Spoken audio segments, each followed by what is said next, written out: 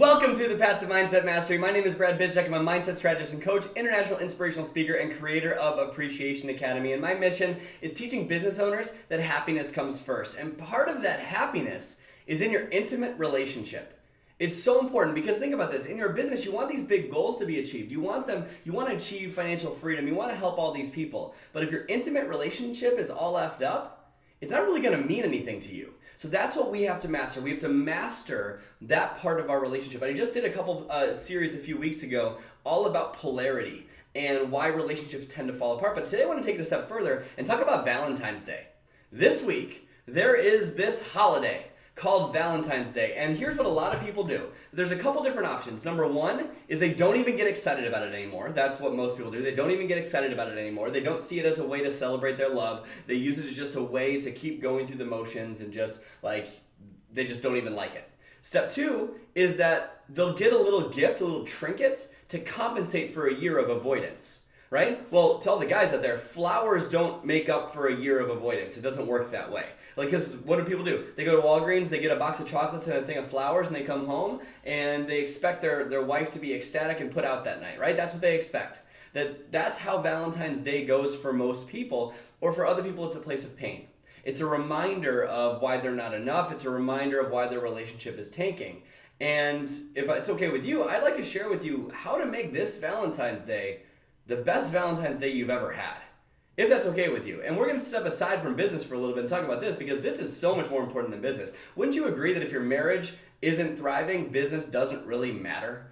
It doesn't matter because where you are right now in your marriage, in your intimate relationship, or finding an intimate relationship, that's going to bring more happiness than a business ever will. So let's dive into that. Where do people go wrong on Valentine's Day? The first thing where they go wrong is expectation. To a lot of people, Valentine's Day is a day where they expect their spouse to do big grand gestures exactly in line with their expectations, and if they don't do that, then they feel down, like their spouse doesn't care about them. And then the spouse feels judged for that expectation not being met, and so they cower like a little puppy.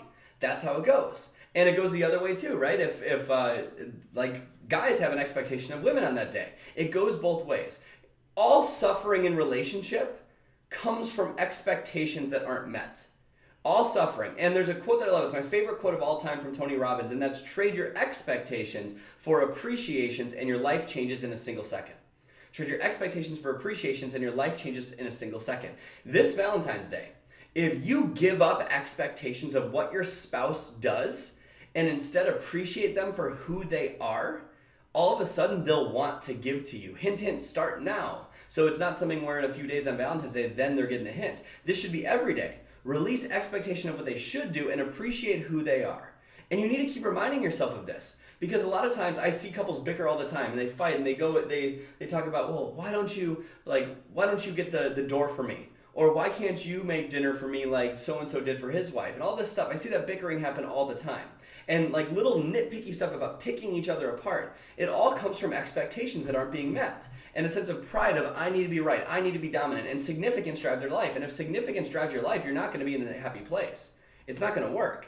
So you need to release expectation of what your spouse does and be genuinely grateful for them either way, even if they don't do something on Valentine's Day. Man or a woman, either way, be grateful for who they are and what they do. Find the beauty in their life instead of picking apart what they do. Because think about this.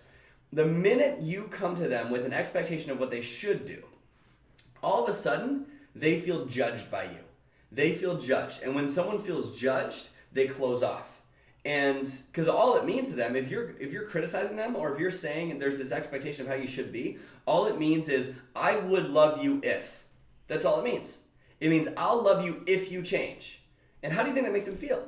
Horrible. It's impossible to love someone if you're judging them. So you need to release judgment, release expectation, and just appreciate who they are, what they've given, how they're here right now, and just love them for that.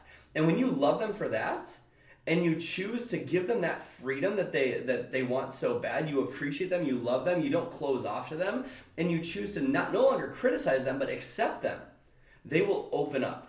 They will open up. And if you can take it a step further and help them feel so appreciated, so seen and understood, and just feel like they have this security with you, If you do all of those things, the game will change forever. You will feel fully alive in your intimate relationship, so Valentine's Day can become the best day ever. Second thing, once we release all this expectation, you have a window that's open. Now this window's open for you to actually make Valentine's Day work. And that's to give them, and leads me to number 2, which is give them what they actually want. Give them what they actually want. For most guys, your wife doesn't want flowers.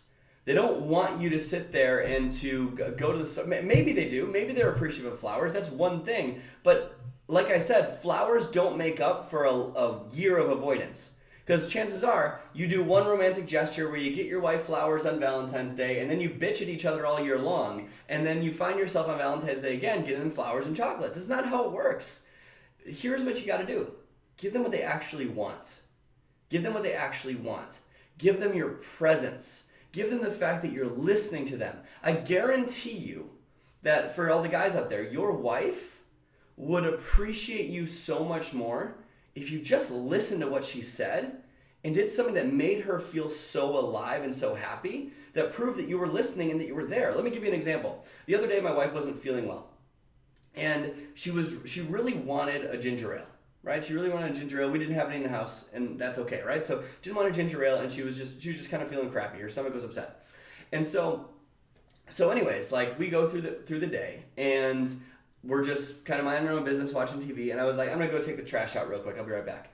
And I go take the trash out, and I drive to Jewel and pick up some Vernors and come home and come in the door and bring her a ginger ale. And she got teary-eyed. Why? It's not a big deal. It's just ginger ale.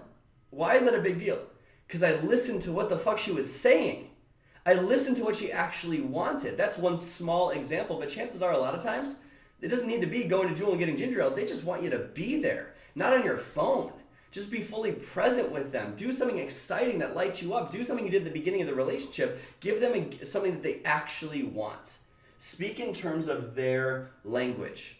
In terms of their language. What do they want this Valentine's Day? If they want flowers, amazing, fantastic, get them flowers. But chances are, that's not what they actually want and actually crave. You have to find something they actually want. And chances are, if you listen to them, instead of asking, what is it that you want for Valentine's Day? That's the worst question ever. What do you want for Valentine's Day? What do you want for Christmas? What do you want for this holiday? It's the worst question you could ask, because it proves that you don't listen. That's all it does. It proves you don't listen and you don't think about how you could benefit their life. And that leads me to number 3. If you want to make Valentine's Day amazing, put your focus on giving and not getting. Instead of saying my spouse doesn't do anything for me on Valentine's Day, that's saying you should get something. But a relationship isn't about getting, it's about giving. You didn't get in your relationship to get. You got in the relationship to give, to find a way to make the other person's life better.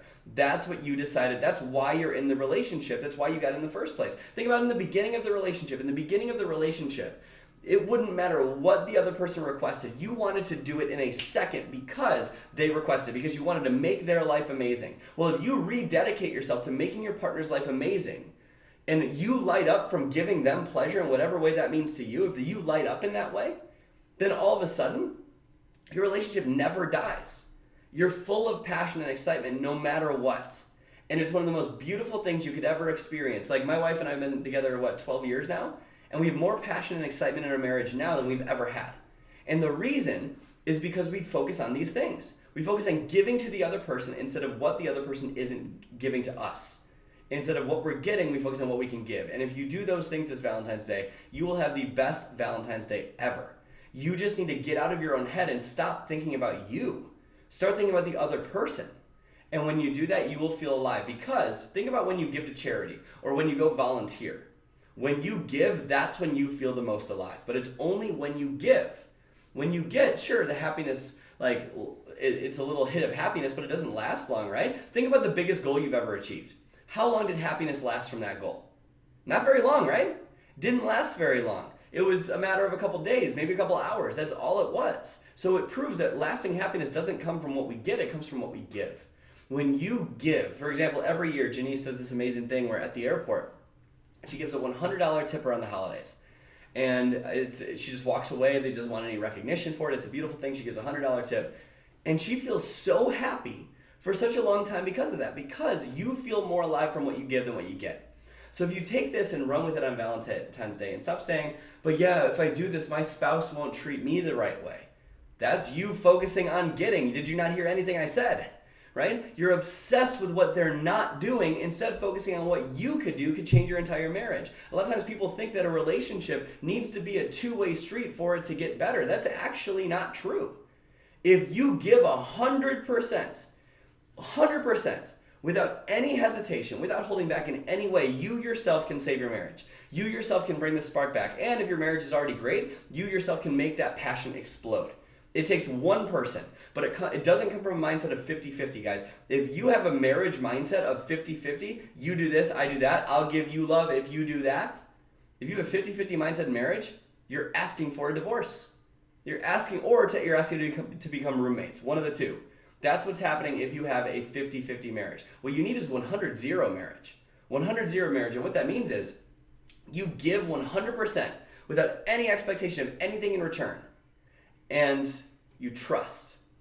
You trust that it's going to work out. You have faith that it's going to work out. But it starts with someone going first. And chances are, if your spouse isn't doing this type of personal development, they're not going to be the one to go first. So it's going to have to be you. You're going to have to be the one to go first and do this. And it's going to take time. You're going to have to appreciate them and love them. They're going to think that you're crazy for a little while. But do this, and I promise you it will change the game for your marriage. You're going to have the best Valentine's Day you've ever had, because all of a sudden, you stop giving expectations to them and you start appreciating them.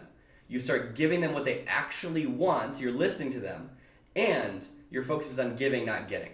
If you do those three things this Valentine's Day, you will have the best Valentine's Day you have ever had. You'll have the best marriage you've ever had, because all of a sudden you keep finding ways to bring the spark back to the marriage. Passion should never die. It's not something that goes away when you get older. I know people in their 70s and 80s who have more passion right now than any 30-year-old I know. And it's beautiful. But it's because of this polarity concept we talked about a couple weeks ago in this podcast, and it's because of what we talked about today. Their mindset about marriage. It has nothing to do with what the other person does or doesn't do. It has to do with what you give or what you don't give. That's where the game changes. So I hope you found a lot of value in this today. Quick favor for you. If you find value in this podcast, I'm trying to spread this to as many people as possible and just help people change their mindset, change their life. All you got to do is head to my podcast on iTunes. Head to the Path to Mindset Mastery podcast on iTunes with Brad Bizjack. Give it a written rating, or a written review, and a star rating, whatever you feel is appropriate. Star rating and a written review.